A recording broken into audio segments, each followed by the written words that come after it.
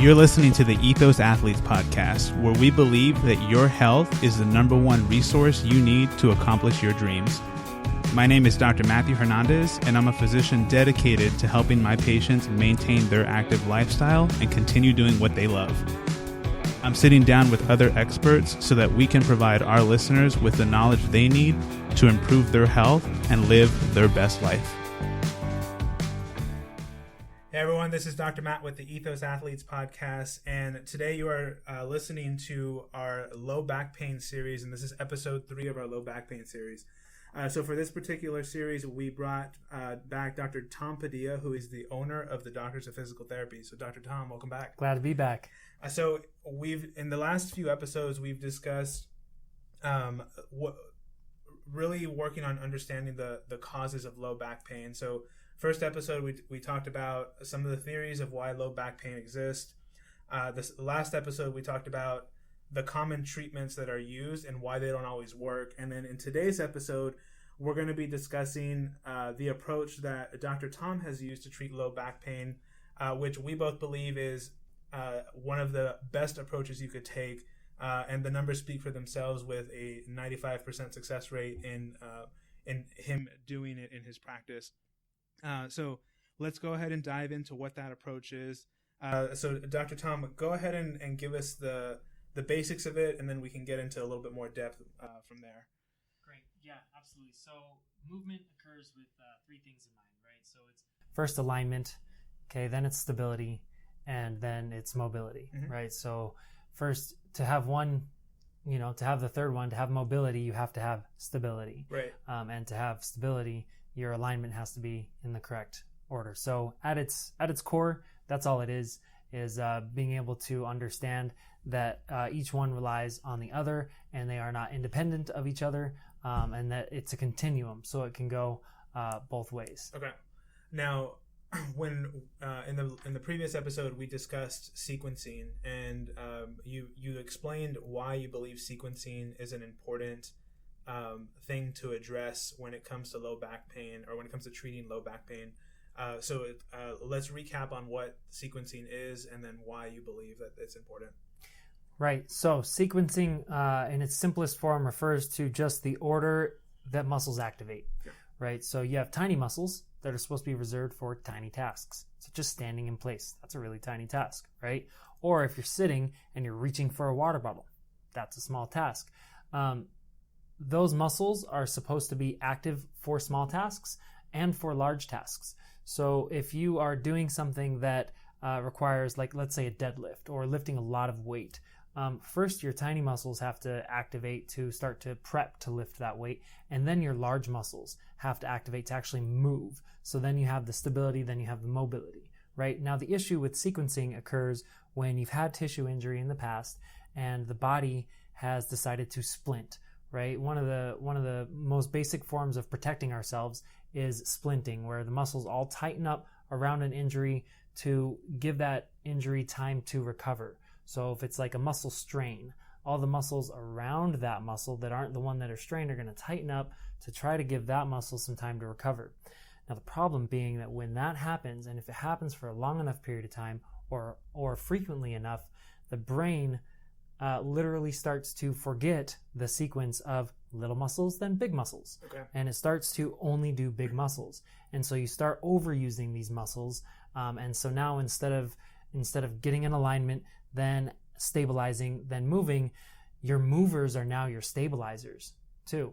And so for every little movement, you're even using your big muscles. And so that's where people get this, it just always feels achy between my shoulders, or it always feels like I just have to move around and that's going to feel better, right? It's your body seeking that stability, and it's also uncomfortable to have muscles get overused to the extent that there's just this toxic chemical buildup that occurs when a muscle is overused. It's, if you're using an easy example is a lot of people carry stress in their neck, right? Mm-hmm. Well, yeah, if you're using your upper traps to lift your arms and wearing your shoulders like earrings for most of the day, then eventually those muscles are going to get exhausted. There's going to get a lot of toxic buildup from just activating and using those muscles over and over and over, and it's going to cause inflammation, and that's what they're feeling.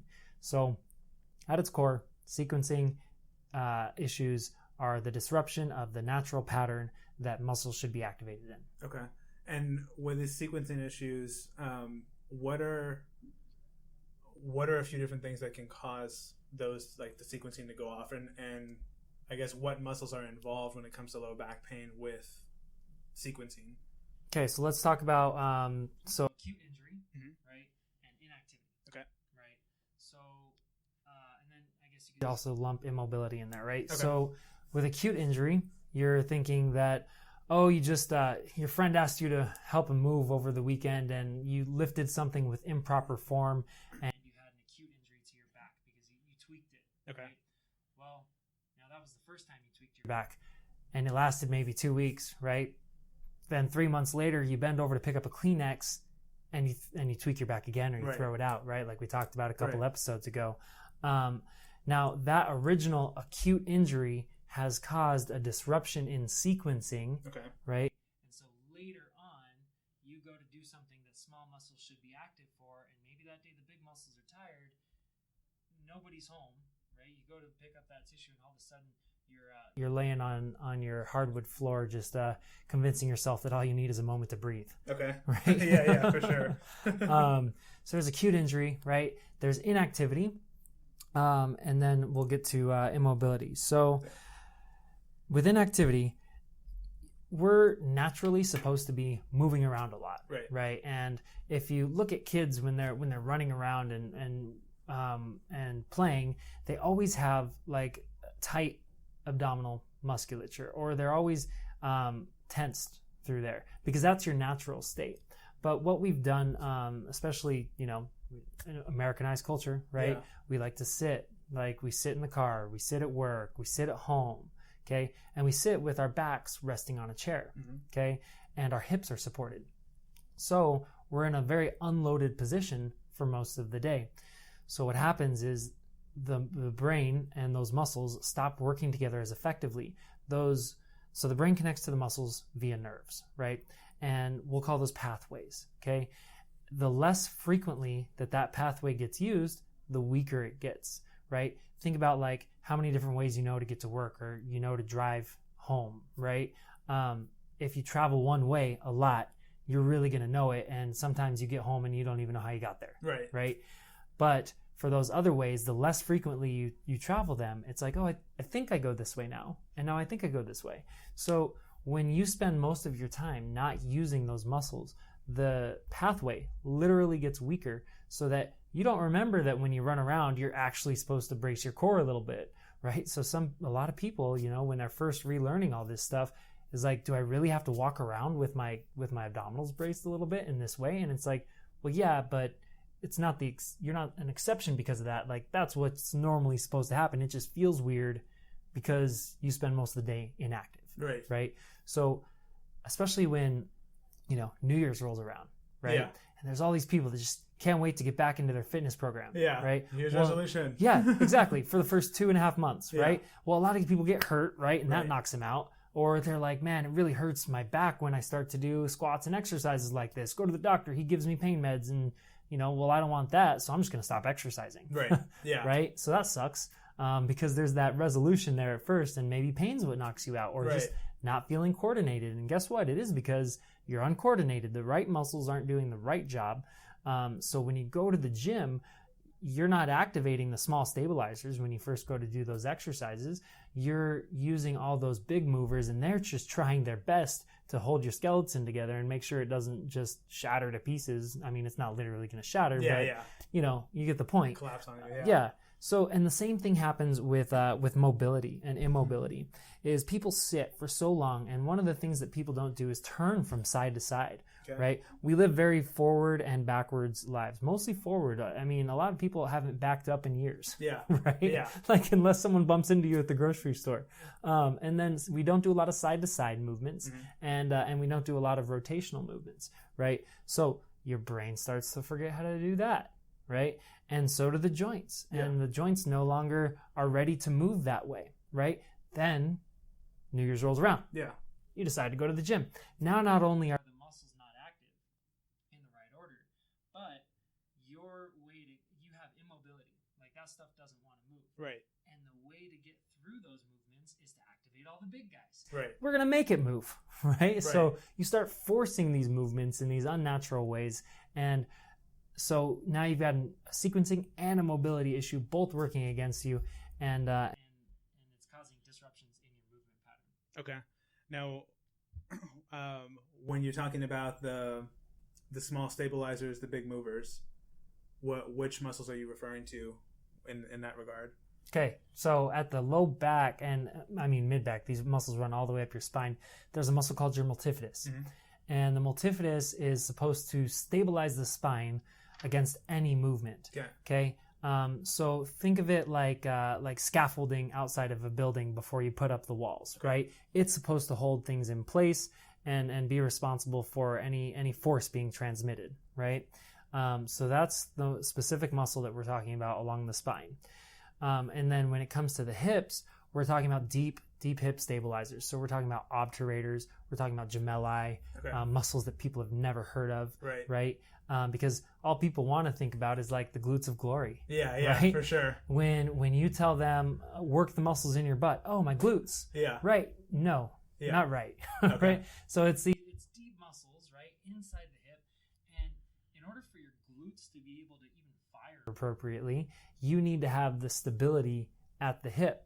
Otherwise, you're overusing hamstrings and whatever your body can figure out how to use to try to suck the hip into the socket instead of just keeping it firm in the socket. Okay.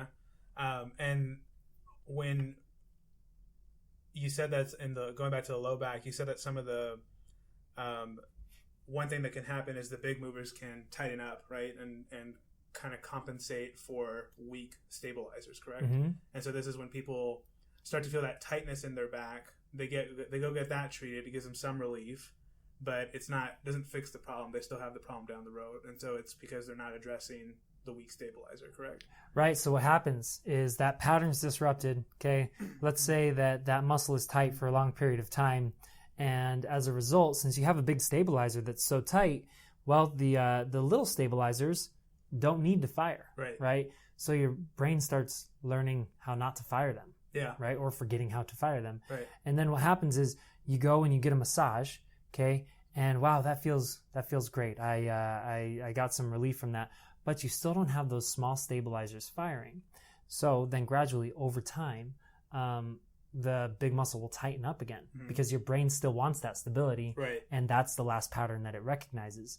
You'll also see this in people who, and this is really interesting, if somebody does not have the small stabilizers firing and you do some total body work on them and you actually really get into those muscles in the back that are the only thing stabilizing, that person will get up worse. Okay. Because they don't have anything holding them together at that point. Right. Like they'll come off the table and barely be able, like they'll feel like they're destabilized. Okay. And like they had more ability to move when they were stiff. Okay. Right.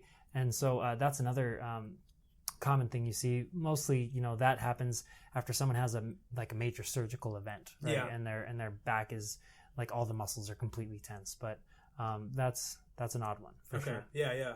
Now, is there a way for someone to tell that they have a weak stabilizer? Yeah, I mean, have you thrown your back out lately? Yeah, for sure. Yeah, right. Just think back over the last couple of years, and I mean, and here's the thing, and I say a couple of years because really these patterns can go for years until you actually have a severe problem. Right. And a common story is, I used to throw my back out once a year. Then it was like once every 9 months, but now it's like once every month, right? And it just keeps getting more and more and more frequent. If you've started to notice that pattern, you have weak stabilizers. And here's the thing, it's not just weak, right? It's improper sequencing. Right. If we get those firing again, maybe they're still strong. Yeah. Maybe by some fortune they've actually still been activating a little bit, right? But there's also a couple tests that, hey, maybe we could put like a couple of tests in like the show notes or something like that. Yeah, for sure. On video, where somebody would be able to tell if their multifidi are firing correctly. Yeah. Okay. So that's one way to tell if your low back stabilizers aren't working. You're just going to put your hand next to your spine. Okay. And as you rock back and forth, you'll definitely have to go to the video to see this, but you should feel muscles firing in the back. And I do think I already have a video that I can send you this, but one way to really easily tell if your hip stabilizers are inactive is, can you stand on one leg? Okay. Right? Are you less than 80 years old and can't stand on one leg? Yeah. Right? Like, okay. You got a problem. Yeah. And then pay attention to what your thigh is doing. Like, is it, as you're standing on that one leg, is it rotating inward towards the other leg? Like, people will slowly get this imbalance where the femur will rotate medially or towards the other leg, and they keep having to correct for that. So they correct by leaning, right? Yeah. So can you stand on one leg without leaning towards that hip? And when you're standing on one leg, do you get a ton of action in your ankle? Is it compensating for the weakness in the hip? Okay. So that's probably the easiest one. Okay. You know, it's just, can you stand on a leg? Yeah, we're both doing it right now, and I'm pretty sure my ankle's compensating for my hip. I can feel it moving constantly. All right, we're going to have to get you in. Well, let's take a look at that for sure. Throwing your back out lately? Here, Yeah, pick this up. So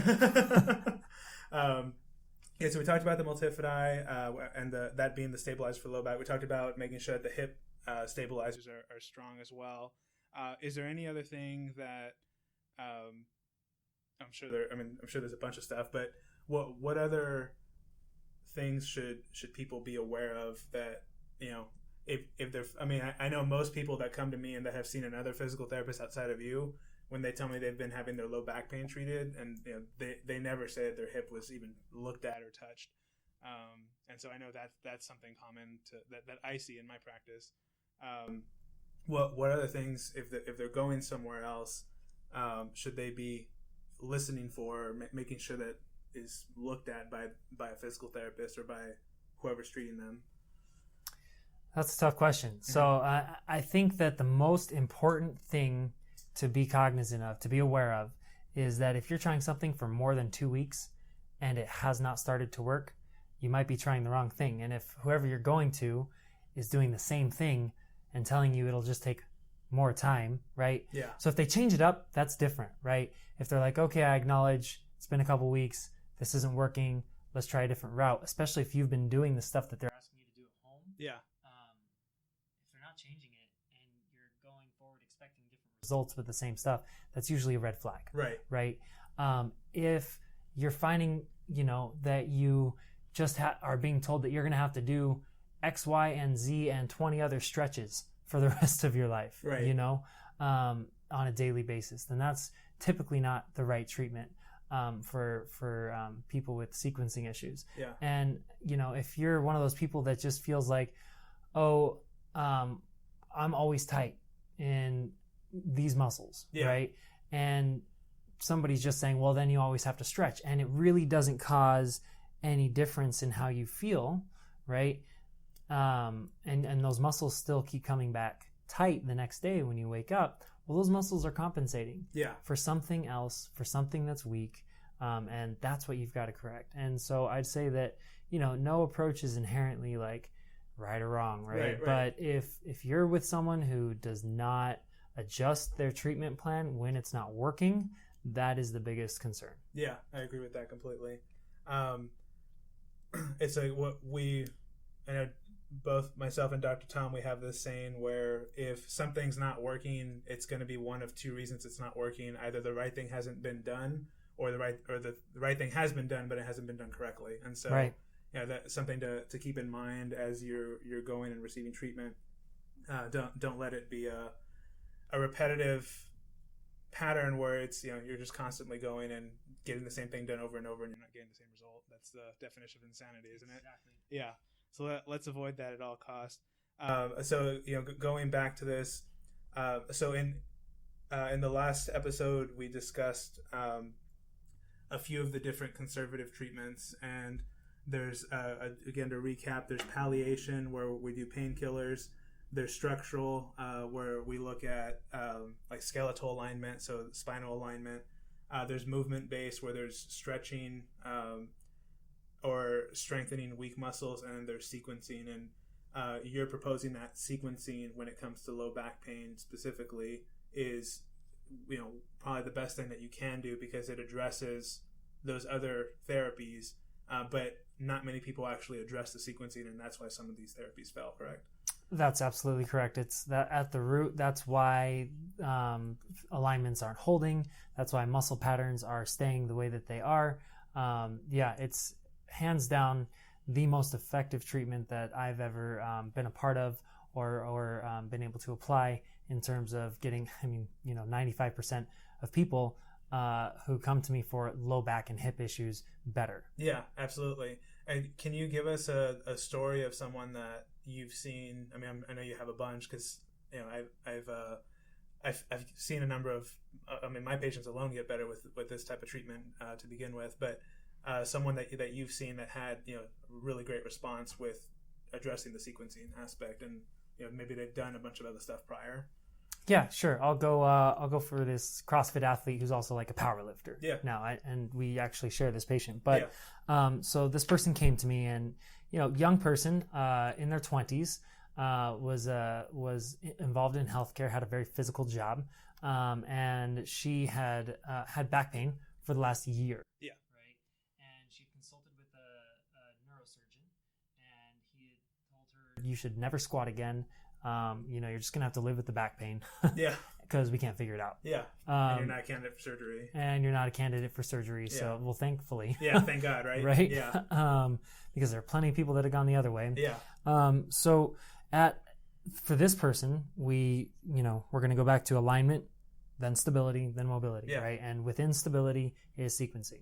So she had an alignment issue. We fixed that. Well, a lot of treatments stop there, right? Well, let's just align them and see what happens, right? And then they come back out of alignment. Then they come back out of alignment. And you just keep forever and ever and ever on a hamster wheel, right? Three times a week for the rest of your life. Yeah. Yeah. Yeah. Real good for the practice. For sure. So we got her in alignment, and then we started activating the multifidi and the deep hip musculature. And she came back, and she was still in alignment. Okay, well, now we still activate those muscles, but we take them to the next level, and we actually start looking at, okay, now the brain is connected to those muscles. Now we actually have to strengthen these muscles and actually take them through like you would any muscle, actually breaking the muscle down and strengthening and building harder and harder exercises. And she kept her alignment really consistently. We were able to rebuild the strength of the stabilizers around the spine. So now her scaffolding, right, is super strong. And now we can start doing all the big movements. And I mean, within 3 treatments, this person was back to front squatting body weight. Within a few months, they qualified for regionals in the CrossFit, I believe. Yeah. And then for their first powerlifting competition, it's been about a year and a half now, qualified for regionals. Yeah. Just went recently, actually. And, hasn't had it come back. Yeah. Every once in a while we analyze the movement and see, if an imbalance is occurring, because these things occur over time, because we live in that very front facing world, right? So we reevaluate and make sure that none of these things are coming back. And while keeping that balance, she's been able to, set records, set personal bests. Yeah. Yeah, absolutely. And it's been really cool to watch as well. And to see how happy she is being able to do the thing that she loved again. And that's, lifting and being able to do CrossFit. So yeah, that's super cool. And I absolutely should note that, like, in some cases, right, the realignment and the rebuilding of these patterns has not been quite enough. For example, we've had people who, there are 3 things that hold your alignment in place. Okay, yeah, let's talk about that's that for sure. The very first piece, right? Without alignment, we can't move on to the rest. Right. Okay, so you've got your skeletal system. Okay, then you've got the ligaments that hold your bones to your bones. Okay, and then you've got the muscles. Right. Right, and then they move everything. Okay, so